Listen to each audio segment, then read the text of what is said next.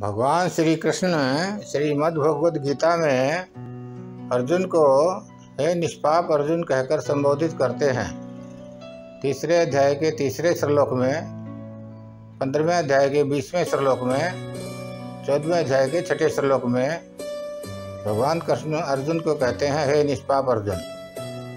अर्जुन हे निष्पाप अर्जुन का मतलब हुआ कि अर्जुन पापी नहीं है। अरे अर्जुन पापी नहीं है तो हम पापी कैसे हो सकते हैं? अर्जुन ने भी जीवन हमारी तरह ही बिताया है, सभी कर्म करते हुए, अच्छे बुरे सभी कर्म करते हुए जीवन बिताया है, तो पाप और पुण्य तो उसने भी किए ही होंगे। फिर भगवान कृष्ण उसको निष्पाप घोषित कैसे कर सकते हैं?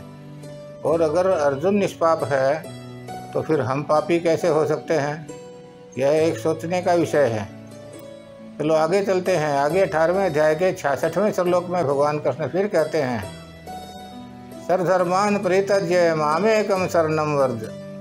सर्वधर्मान् परित्यज्य मामेकं शरणं व्रज अहं त्वा सर्व पापेभ्यो मोक्षयिष्यामि मा शुचः।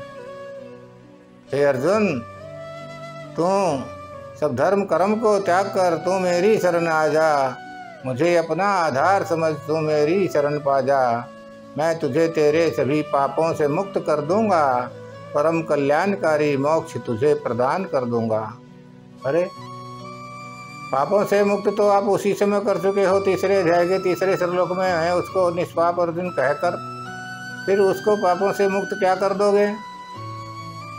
क्या केशव, आपकी बातें भी समझ में नहीं आ रही।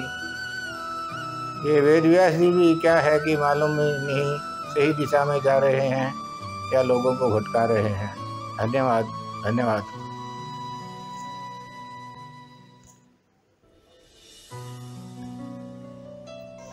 श्रीमद् भगवद गीता में भगवान कृष्ण कहते हैं नैमाम कर्माणि लिप्यन्ते नैमे कर्म फले सप्रह।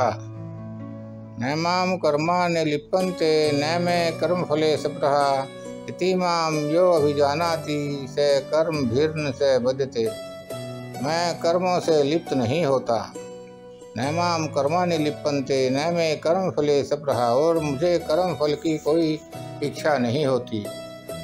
इति माम यो अभिजानाति, इस तरह से जो मुझे जान लेता है वह भी कर्म या कर्म फल से बंधता नहीं है पार्थ। आगे कहते हैं इसी संदर्भ में हालांकि सारे संसार को रचा मैंने, ब्राह्मण क्षत्रिय वैश्य और शूद्रों से जना मैंने, परंतु मैं जानता हूँ फिर भी कुछ भी नहीं किया मैंने। इसी तरह हे अर्जुन, तू भी अपने को अकर्ता ही मान। इस युद्ध में अकर्ता ही मान। ये युद्ध कर लेकिन कर्ता मत बन। कर्म करो लेकिन कर्ता के साथ में मत, कर्म के साथ में मत अपने आप को जोड़ो। अपने आप को जोड़ने से तुम कर्म फल के दोषी हो जाते हो। अगर आप अपने आप को कर्म से नहीं जोड़ते हो तो कर्म का कोई फल आपको मिलने वाला नहीं है, क्योंकि वह कर्म आपका रहता ही नहीं है, वह स्वतः धुल जाता है। नैमाम कर्माणि लिप्यन्ते नैमे कर्म फले सप्रह। न कर्मों से लिप्त होवो और न ही कर्मों के फल में कोई रुचि रखो, केवल दृष्टा बने रहो। शरीर के द्वारा होते हुए कर्मों को तुम देखते रहो, दृष्टा बन जाओ। दृष्टा जो है भगवान परमात्मा का गुण है। दृष्टा बनने से और अकर्ता होने से तुम में परमात्मा के दोनों गुण आ जाते हैं। तुम भी परमात्मा के समान हो जाते हो। यह समझ लेने जैसी बात है। धन्यवाद धन्यवाद। गाँव में नंदलाल बनकर मैं तुमको हंसाता रहूँगा। भगवान कृष्ण कहते हैं गाँव में नंदलाल बनकर मैं तुमको हंसाता रहूँगा। शहर में आकर फिर महाभारत रचाता रहूँगा। जब तक तुम तृष्णाओं से मुक्ति न पालोगे, यूं ही संसार सागर में तुम्हें भटकाता रहूँगा।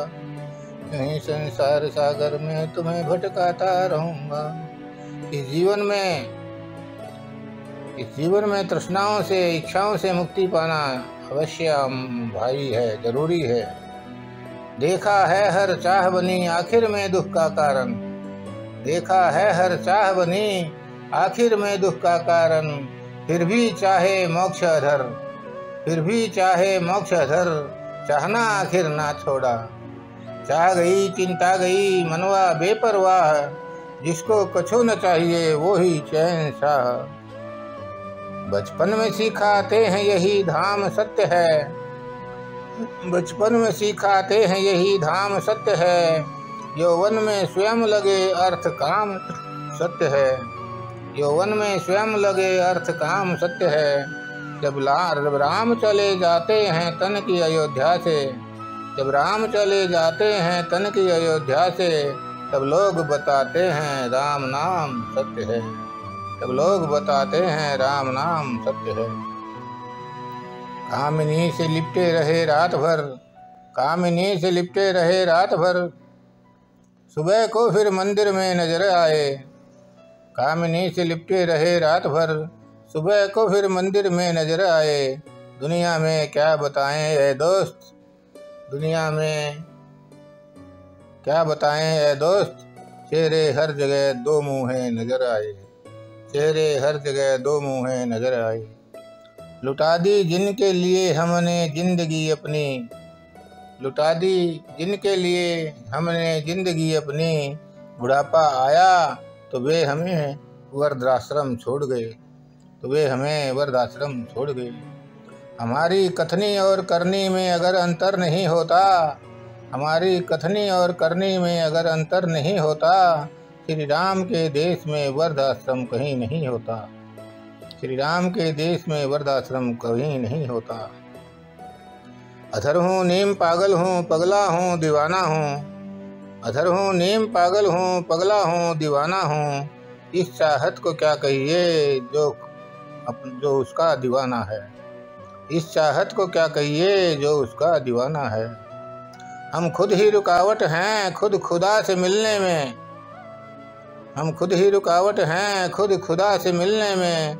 गर खोजें खुदा खुद में, खुदा खुद खुद में मिलता है, खुदा खुद खुद में मिलता है। ईश्वर की मर्जी भगवान की मर्जी खुदा की कभी कोई मर्जी नहीं होती है, तो बस तुम्हारी खुद गर्जी ही होती है। तो खुदा की ओट में भगवान की ओट में कार्य करती रहती है, खुदा की ओट में भगवान की ओट में तुम सभी बुरे कार्य करते हो। नाम भगवान का होता है पर तुम लालच और स्वार्थ में मरते हो, तुम लालच और स्वार्थ में मरते हो। धन्यवाद धन्यवाद। गीता में श्रीमद् भगवद गीता में एक श्लोक आता है, कर्मण्येवाधिकारस्ते मा फलेषु कदाचन मा कर्म फल हेतुर्भुर्मा संगोऽस्तु कर्मणि। जिसका अर्थ हुआ कर्म करो और फल की चिंता मत करो। परंतु हम देखते हैं संसार में सभी लोग, दुनिया भर के लोग फल की चिंता करके ही कर्म करते हैं। कोई भी कर्म करता है तो उसको कर्म का फल पाने की चिंता पहले होती है, उसी के लिए वह कर्म करता है। तो ये कैसे कह दिया गया गीता में कि कर्म करो और फल की चिंता मत करो। फल की चिंता तो सभी को रहती है। एक और दूसरा है श्लोक, यदा यदा ही धर्मस्य ग्लानिर्भवति भारत तदात्मा परित्राणाय साधूनां विनाशाय च दुष्कृतां धर्म संस्थापनार्थाय संभवामि युगे युगे। भगवान कृष्ण कहते हैं, जब जब धर्म की हानि होती है संसार में, जब जब धर्म की हानि होती है संसार में, तब तब मैं अपने रूप को रचाता हूँ। दुष्टों का संहार करने के लिए, साधु संतों का ताप हरने के लिए मैं हर बार बार पृथ्वी पर जन्म लेता हूँ। परंतु हे केशव, मुझे यह बात समझ में नहीं आ रही कि 5000 साल हो गए और 5000 सालों में, पिछले सालों में मुसलमानों ने मंदिरों को तोड़ तोड़ कर मस्जिदें बना दी और लाखों हिंदुओं को मुसलमान बना दिया, मार मार कर। क्या आपको धर्म की ग्लानि अभी तक दिखाई नहीं दी? जो आपने अवतार अभी तक नहीं लिया। ये कैसे गलत धारणाएं आप फैला रहे हैं। आगे कहते हैं भगवान, मन मना भव मद्भक्तो मद्याजी माम नमस्कुरु। मेरी पूजा करो, मेरी उपासना करो, मेरी भक्ति करो। क्यों? ब्रह्मा विष्णु महेश मर गए हैं क्या? उनकी उनकी उनकी भक्ति पूजा उपासना नहीं करेंगे? तो बहुत सी बातें हैं जो गीता में कही गई है। जो माम पश्यति सर्वत्र सर्वम च मयि पश्यति।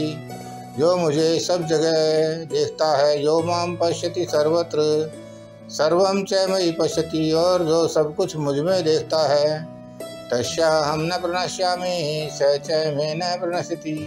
मैं उसके लिए कहीं अदृश्य नहीं होता और वह मेरे लिए अदृश्य कहीं अदृश्य नहीं होता।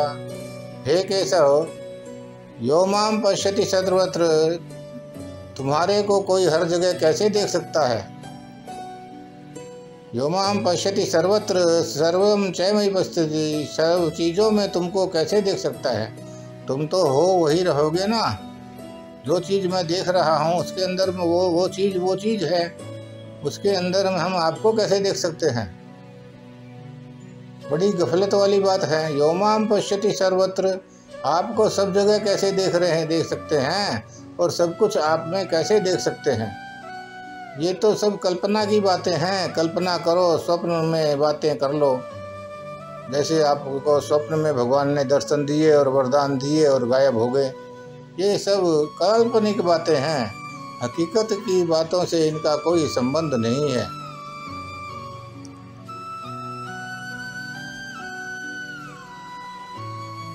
धन्यवाद।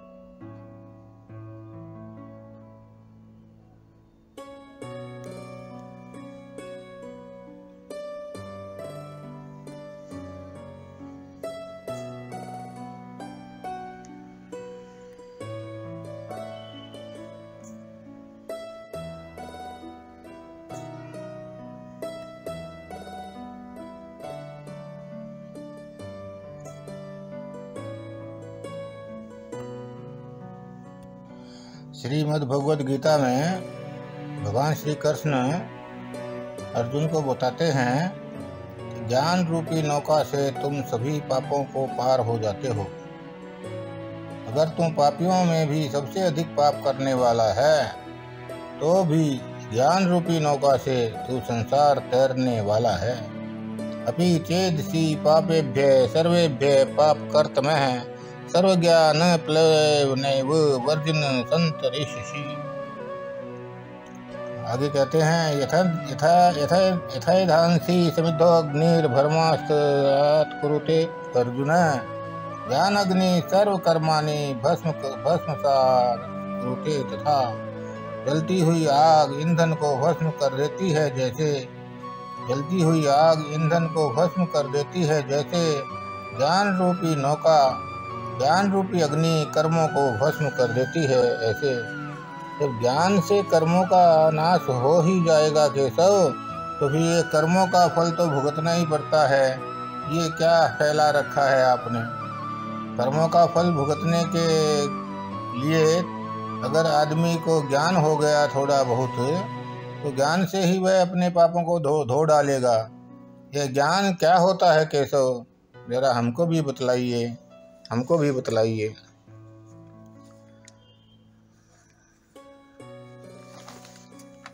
आगे आप कहते हैं ईश्वर सर्वभूतानाम।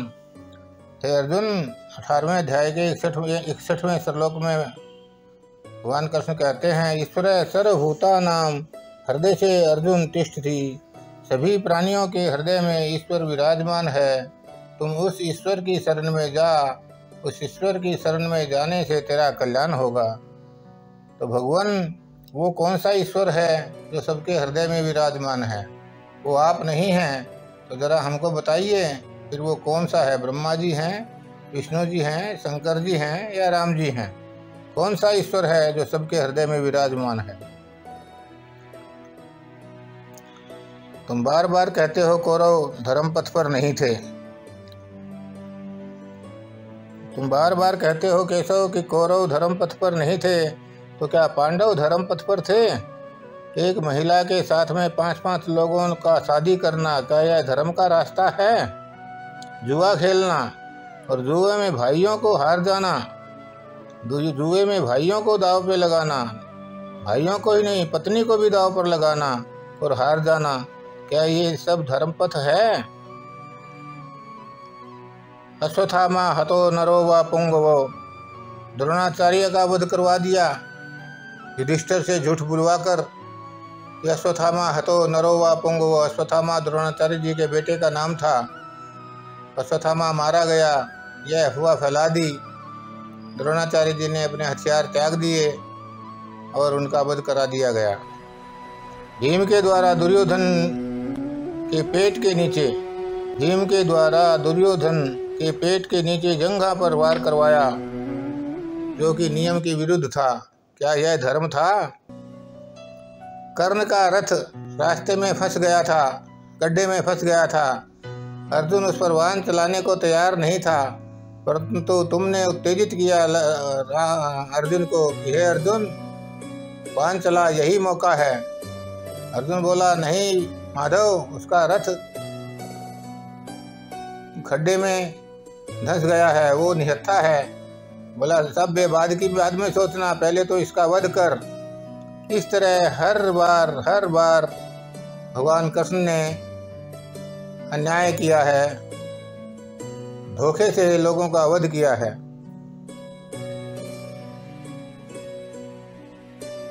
धन्यवाद।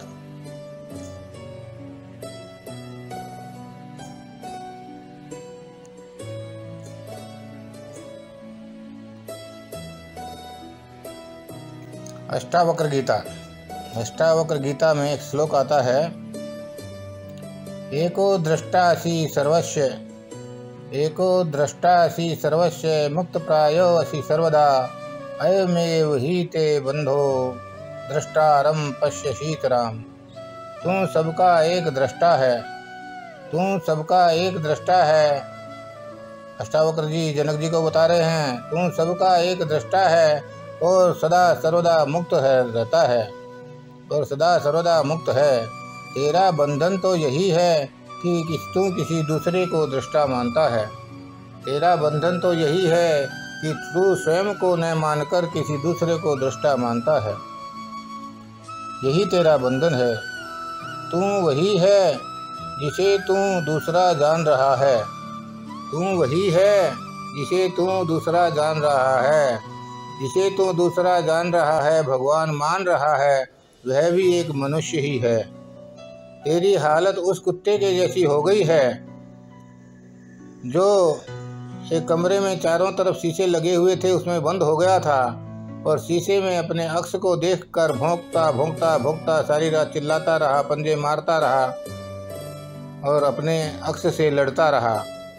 जब सुबह हुई तो लहू में लहू लुहान पाया गया। वही हालत तुम्हारी है। तुम स्वयं को दृष्टा न मानकर किसी दूसरे को दृष्टा मानते हो। तुम भी तो दृष्टा बन सकते हो। कर्मों के द्वारा, शरीर के द्वारा होते हुए कर्मों को देखते रहो। कर्मों को होने दो, कर्मों के साथ में मत जुड़ो और कर्मों को होते हुए देखते रहो। देखते रहने से तुम दृष्टा हो जाओगे।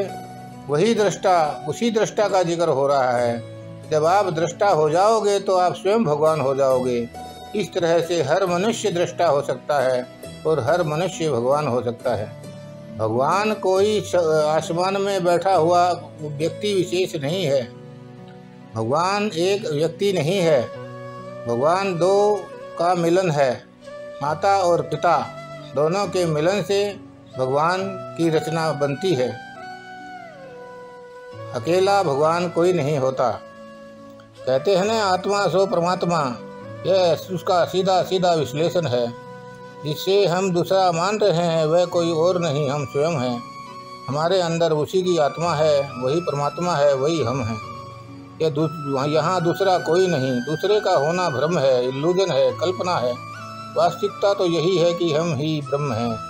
बहुत बड़े बड़े महर्षियों के आश्रमों में लिखा रहता है, अहम ब्रह्मास्मि, अहम ब्रह्मास्मि, मैं ही ब्रह्म हूँ। कर्मफल दाता व दृष्टा स्वयं से दूर ज्ञानी ना जाने। कर्मफल दाता व दृष्टा स्वयं से दूर ज्ञानी ना जाने।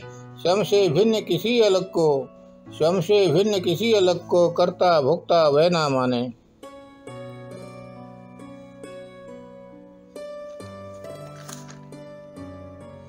परमात्मा ईश्वर भगवान कोई और नहीं है, हम हैं, हम ही हैं। इसे दूसरे तरीके से इसलिए हमें बचपन में सिखाया गया था, सोहम सोहम सोहम, जो वह है वही हम हैं। संधि विच्छेद करके भी समझा जा सकता है, ईश्वर किसी एक व्यक्ति विशेष का नाम नहीं है।